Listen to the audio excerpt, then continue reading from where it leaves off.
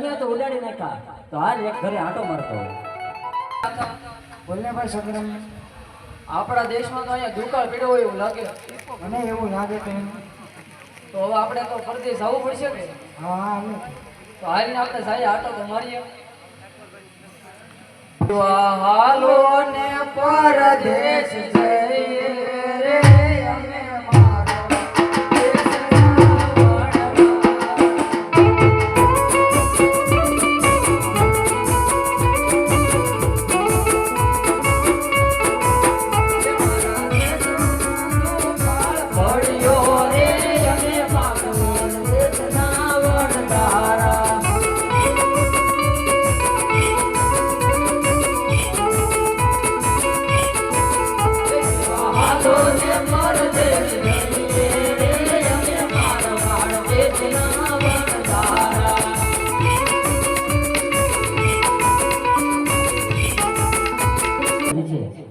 અને આજે આટ મારવા આવ્યો તો થળિયા માથે ને ડુંડા નીચે છે. અરે કોણ છો તમે? અમી તું કોણ છો અમને પૂછો? અરે હું આ વાડીનો માલિક છું. બતા હાથ બાર બતા. અરે એ બધે ઘરે પડ્યું હોય, કઈ હારે લઈને થોડા રખડતા હોય. હારે લઈને આવીને પણ તમને આ બાજરાની અંદર ગાયો સારવાને કીધું જ કોને? કોઈ કીધું આપણને? કોઈ કીધું આપણને? આપણને કોણ કે? અમી જ્યાં જઈને અમારું એમ હા બધું તમારું? બધું બધું અમારું. હવે સાના વાના હાચે આવતું બોલી જાવ. કોણ છો ને ક્યાંથી આવ્યા? એટલે ભાઈ આ તો ફાળીકા લાકડી. ત્યાં મારી પાસે વાડી. આ 22 ગાંઠની છે. આ ત્યાં આ એટલી જ છે. એકટી થોડી છે જોઈજો. આથી બે ત્રણ ઓછી હશે પણ પડશે તો હજુ તે દેખાવ તમે. સાને હવે તું મારી સમજ છો ને ભાઈ તું જા. અરે ભાઈ આ પરદેશી વણજારો તો એમ માને એમ નથી. તો લાય મારા તકલજી બાપુને જઈને ફરિયાદ કરું. બાપુને બોલાય દે. આથી તો થોડી વાર ખોટી થાવ મારા વાલી તો હમણાં તમારો વારો જ છે. અહીંયા જ બેઠા. હાલ. અરે મહારાજાના શરણોમાં પ્રણામ. અરે પધારો પધારો ખેડૂત. અરે બાપુ કોઈ પરદેશી વણજારો આવે અને આપણી સીમમાં રંજાડ કરી રહ્યા છે. અરે મારા બળવાત ખેડૂત આગળ મારા કુંવર ભાતીજીને બોલાવી તમારા ઘરે મૂક્યો. બહુ સારું. પ્રધાનજી જી મહારાજ. આપણો કુંવર હાથીજીને બોલાવો.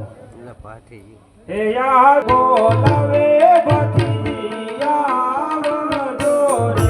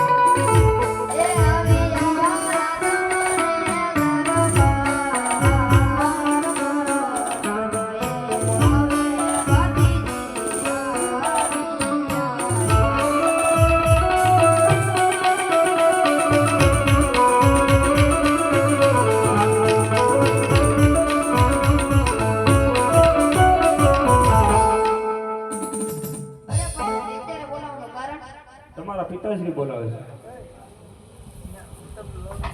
પિતાશ્રીના શરણોમાં પ્રણામ. કહો કહો પિતાશ્રી અત્યારે બોલાવવાનું કારણ?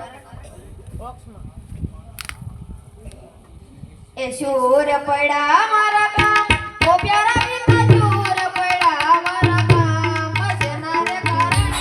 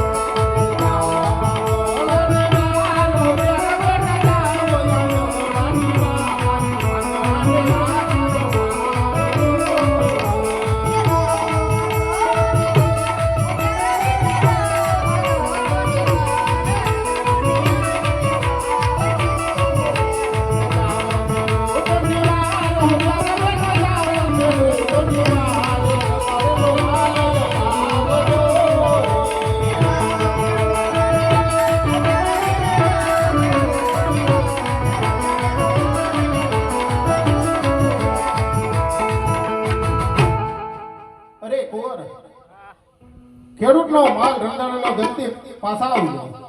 બહુ સારું.